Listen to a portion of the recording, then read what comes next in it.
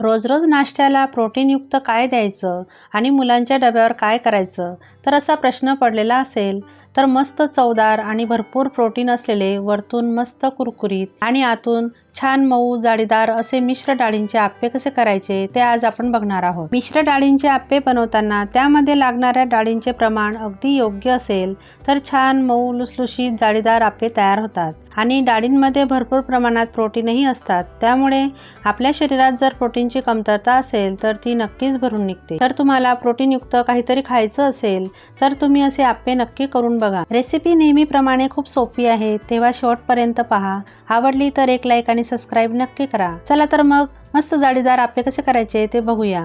नमस्कार, मनीषा टेस्टी रेसिपीमध्ये तुमचे सर्वांचे मनापासून खूप खूप स्वागत। आता सुरुवातीला मिश्र डाळींचे आप्पे बनवण्यासाठी इथं मी तांदूळ घेतलेले आहेत। आता एखाद्या कपने किंवा वाटीने हे सगळं साहित्य मोजून घ्यायचंय। तर इथं मी 2 वाटी तांदूळ घेतलेले आहेत आणि तांदूळ तुम्ही कोणतेही घेऊ शकता। तर इथं मी जाड आपण इडलीला वापरतो तोच घेतलेला आहे। त्यानंतर 1 वाटी चना डाळ, अर्धी वाटी उडीद डाळ, अर्धी वाटी मूग डाळ आणि 1 वाटी पोहे घेणार आहे। तर पोहे यासाठी घ्यायचे आहेत, त्यामुळे आपले आप्पे छान मऊ लुसलुशीत होतात आणि बराच वेळ तसेच राहतात। आणि इथं 1 चमचा मेथी घेतलेली आहे। मेथीमुळे पीठ छान मस्त असं जाळीदार तयार होतं। आणि आता हे सगळं साहित्य व्यवस्थित आपल्याला मिक्स करून घ्यायचं आहे आणि त्याला आपल्याला एखाद्या भांड्यामध्ये काढून 1 ते 2 पाण्याने छान व्यवस्थित धुवून घ्यायचं आहे। तर आता मी अगोदर ही डाळ आणि तांदूळ व्यवस्थित मिक्स करून घेते आणि आता एखाद्या मोठ्या भांड्यामध्ये हे सगळं साहित्य मी आता काढून घेणार आहे। तर अशा मोठ्या भांड्यामध्ये हे सगळं साहित्य काढून घ्यायचं आहे, त्यामुळे आपली डाळ आणि तांदूळ व्यवस्थित छान असे भिजले जातात। आता अगोदर आपल्याला डाळ आणि तांदूळ व्यवस्थित स्वच्छ धुवून घ्यायचे आहेत। तर मी थोडंसं पाणी टाकून घेतलेलं आहे आणि त्यांना छान असं रगडून व्यवस्थित धुवून घेणार आहे। तर 1 ते 2 पाण्याने व्यवस्थित धुवून घ्यायचं आहे, म्हणजे त्यातील खराब पाणी असतं ते निघून जातं। तर डाळ आणि तांदूळला पावडर लावलेले असतात, ते सगळं पावडरचं पाणी निघून जातं। तर आता मी हे पाणी काढून घेणार आहे आणि दुसरं पाणी टाकून व्यवस्थित अजून 1 पाण्याने स्वच्छ ही डाळ आणि तांदूळ धुवून घेणार आहे। तर बघू शकता असं हे पावडरचं पाणी निघतं। तर हे सगळं पाणी काढून घ्यायचं आहे आणि आता आपण डाळ भिजत टाकून घेणार आहोत। तर यामध्ये भरपूर असं पाणी टाकून घ्यायचं आहे आणि 4 ते 5 तासांसाठी आपल्याला डाळ आणि तांदूळ व्यवस्थित भिजत ठेवून घ्यायचे आहे। तर यावर मी झाकण ठेवून घेतलेलं आहे आणि 4 ते 5 तास यांना भिजत ठेवून घेणार आहे। आता बघू शकता 4 ते 5 तास झालेली आहेत आणि आपले डाळ आणि तांदूळ छान असे मस्त भिजले गेलेले आहेत, एकदम परफेक्ट भिजले गेलेले आहेत। आता आपल्याला यातील सगळं पाणी काढून टाकायचं आहे आणि यांना मिक्सरच्या जारमध्ये व्यवस्थित फिरवून बारीक वाटण करून घ्यायचं आहे। तर इथं मी मिक्सरचं मोठं भांडं घेतलेलं आहे आणि त्यामध्ये थोडेसे डाळ आणि तांदूळ टाकून घेतलेले आहेत आणि थोडंसंच पाणी टाकून घ्यायचं आहे, जास्तही पाणी टाकायचं नाही। आणि हे डाळ आणि तांदूळ आपल्याला रवाड असं वाटून घ्यायचं आहे। तर आता बघू शकता मी हे वाटण तयार करून घेतलेलं आहे आणि तुम्हाला दाखवते। तर थोडंसं रवाड असं हे वाटण आहे। तर या पद्धतीचंच आपल्याला हे डाळ आणि तांदूळ वाटून घ्यायचे। तर आता मी एका भांड्यामध्ये हे मिश्रण काढून घेते।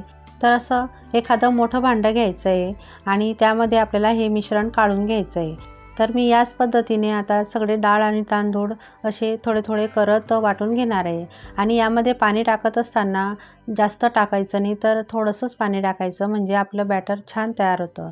तर आता बघा मी सगळं डाळ आणि तांदूळ वाटून घेतलेले आहे आणि एका पातेल्यामध्ये ते काढून घेतलेलं आहे। आता आपल्याला हे रात्रभर किंवा 7 ते 8 तासांसाठी असंच झाकण ठेवून द्यायचं आहे, म्हणजे ते छान असं फुलतं। आता बघू शकता मी हे रात्रभर मिश्रण फर्मेंटेशनसाठी ठेवून घेतलेलं होतं आणि आता बघा आपलं हे पीठ छान मस्त जाडीदार आणि हलकं असं तयार झालेलं आहे। डाळीचं प्रमाण जर योग्य असेल तर हे बॅटर आहे ते अगदी परफेक्ट बनतं। यामध्ये आपण अजिबात सोडा, इनो असा कशाचाही वापर केलेला नाही, तरी हे पीठ अगदी मस्त असं फुगलेलं आहे आणि जाडीदार तयार झालेलं आहे। आता हे व्यवस्थित मिक्स करून घ्यायचं आहे आणि आता याला छान चव येण्यासाठी यात मी अर्धा इंच आलं किसून घालणार आहे। तुम्ही यात तुमच्या आवडीच्या भाज्या टाकून घेतल्या तरी चालेल, त्यामुळे तर आणखीनच हे पौष्टिक बनतात। आता यामध्ये चवीनुसार मीठ टाकून घ्यायचं आहे आणि परत एक वेळा छान असं मिक्स करून घ्यायचं आहे। व्यवस्थित एकजीव झाल्यानंतरच आपले हे छान असे जाळीदार आप्पे तयार होतात। आणि आपलं हे जे बॅटर आहे ते अगदी परफेक्ट आहे, जास्त पातळ नाही किंवा जास्त घट्टसरही नाही. तर असंच कन्सिस्टन्सीचं हे आपलं बॅटर हवं. तर आता आपलं बॅटर तयार आहे आणि आता आपण आप्पे तयार करून घेणार आहोत. तर त्यासाठी इथं मी गॅसवर आप्पे पातळ ठेवून घेतलेले आहे. नंतर प्रत्येक साच्यामध्ये थोडं थोडं तेल टाकून घ्यायचं आहे आणि बॅटर व्यवस्थित मिक्स करून एक एक चमचा आपल्याला हे बॅटर टाकून घ्यायचं आहे. बॅटर जास्तही वरपर्यंत टाकायचं नाही, नाहीतर आप्पे व्यवस्थित निघत नाही आणि ते आप्पे पात्राला चिकटतात.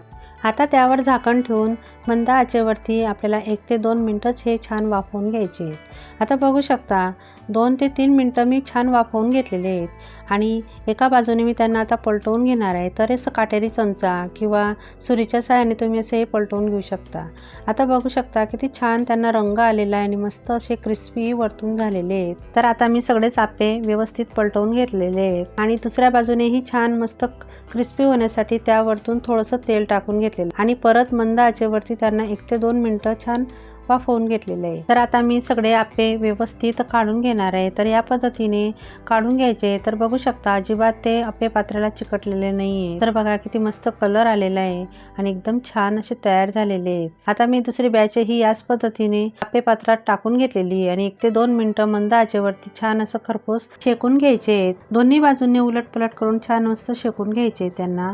तर तुम्हाला मुलांच्या टिफिनमध्ये किंवा नाश्त्यासाठी प्रोटीनयुक्त पौष्टिक असा काहीतरी नाश्ता बनवायचा असेल तर तुम्ही हे मिश्र डाळीचे आप्पे नक्की एक वेळा ट्राय करून बघा. तर आता बघू शकता आपले आप्पे हे तयार झालेले आहेत आणि मी एका प्लेटमध्ये त्यांना सर्व करून घेतलेले आहे.